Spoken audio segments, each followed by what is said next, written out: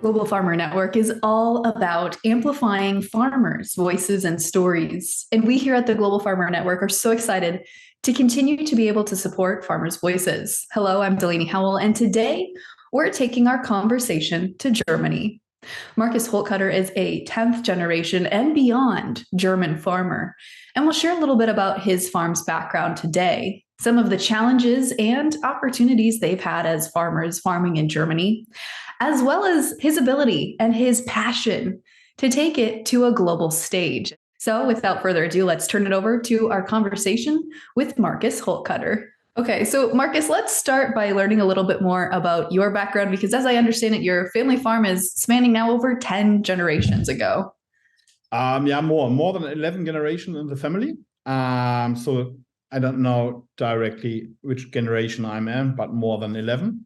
And so that's, for me, it was as a child, it was clear that I'll become a farmer. So I do the normal way to become a farmer in Germany. So we have normally after school, you have a 3-year or 2-year training program. So you go to different farms. So every year you change the farm. And one day in the week you go to farming school. And after the 3 years, you make a test and then you are a farmer. Then you can say in Germany, you have a license to farm. And after that, I go to university in Osnabrück for studying agriculture.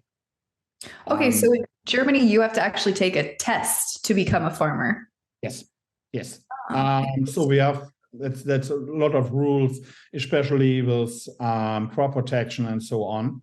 And so for spraying pesticides, you had to make a test. So when you become a farmer, then this test is included. And that's for a couple of more things like that.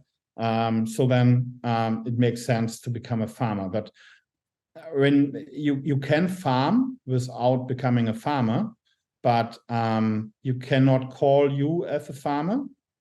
So because you have not the certificate for that. And that's for a lot of special things. It's easier, or it makes sense to take this test, this normal way to become a farmer.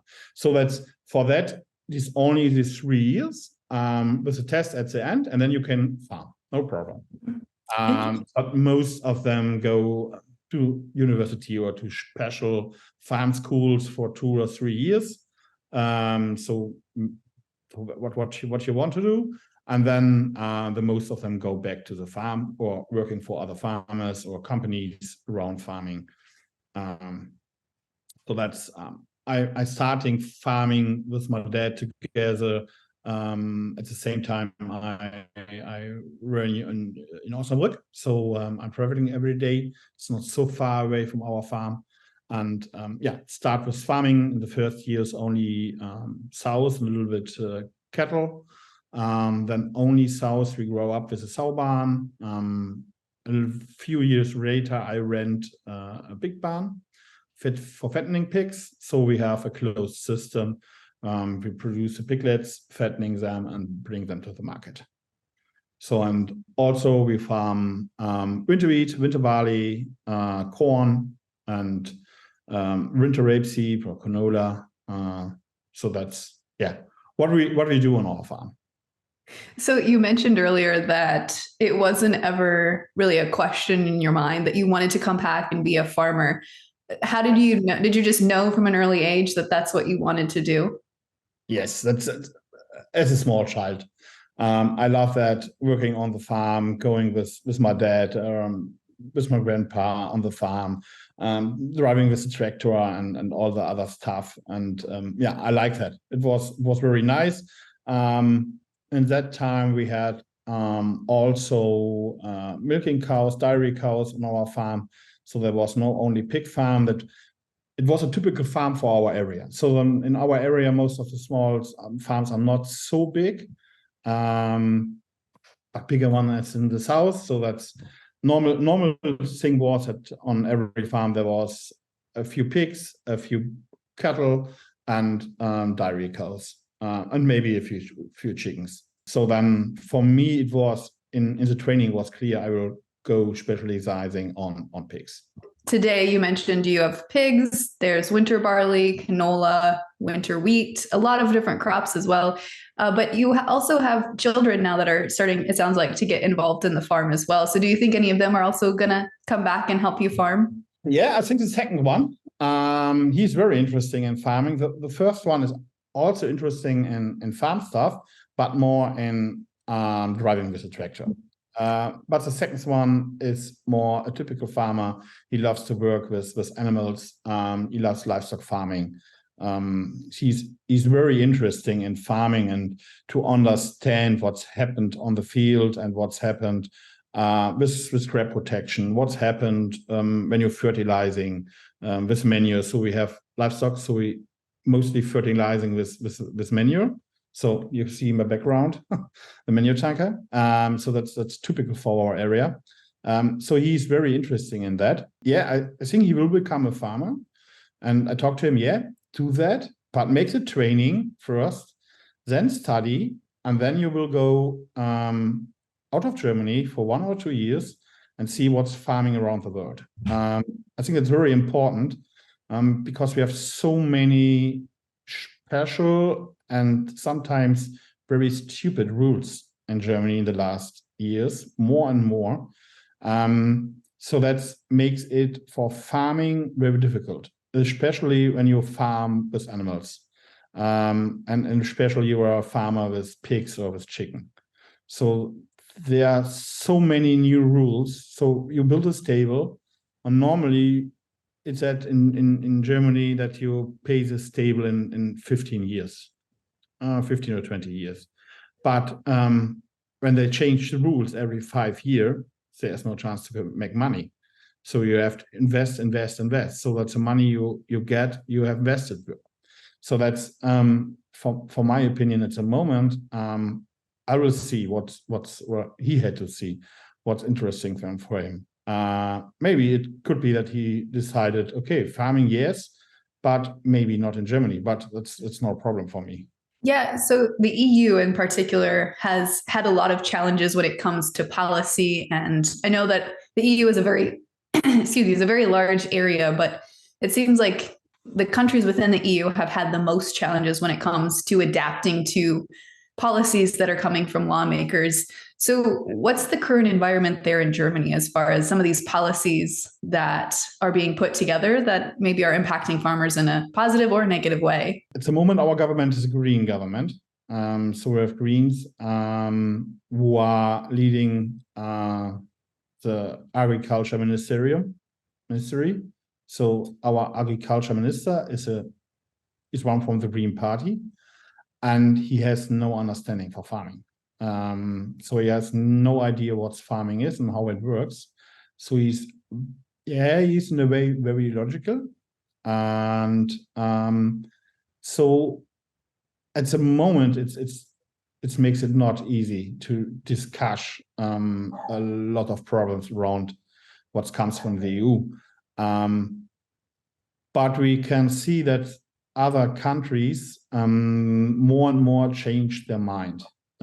So we can be a hope that in 5 years it's totally different. And that's if my son starts now next year with training program and so on, it's 5 or 6 years when he's ready and he makes his decision what to do.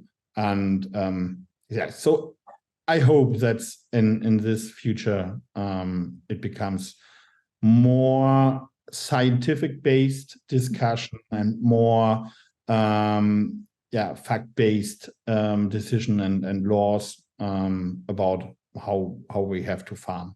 How do you plan for, you mentioned that the government changes hands every couple of years when a new party is elected. How do you plan for some of those potential transitions in party and power that you don't know how they're going to impact your farm, but I'm sure you feel a lot of pressure to keep it going for multiple generations to continue? My last decision was we go out of livestock farming for maybe for the next few years.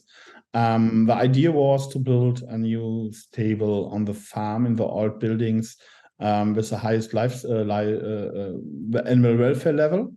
I had a butcher who was interested in that, pays more money for these pigs. But then the Ukrainian war starts, and more people say, okay, no, we had to hold the money in our pocket, and they're buying the cheapest things. For in the grocery store, cheap meat.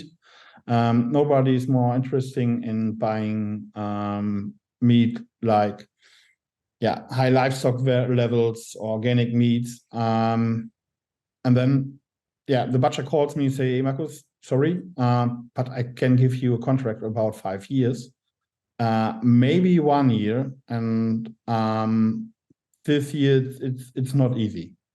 So that was for me the decision. Okay, we will do building there nothing, stay at that what we have, and we will have a look. So that's maybe in a few years it changed. So we have the plans here. It's no problem to start with that, and I think we will see. We had to see what's happened, and for me, it's a moment the only thing what can do. So and it's a moment investing a lot of money and don't know what's happened in the next 5 years. For me, it makes no sense. So it was our stables, our sow stables are from round about more than 20 years old, 25. So we had to rebuild them. Sometimes because of this old, and the next step was because of the new rules. I had only to change rebuild was top. So for the moment, I stop with livestock farming. But we will see. So that it could be that next year it's changed. People pay for that, or we get a special program that is.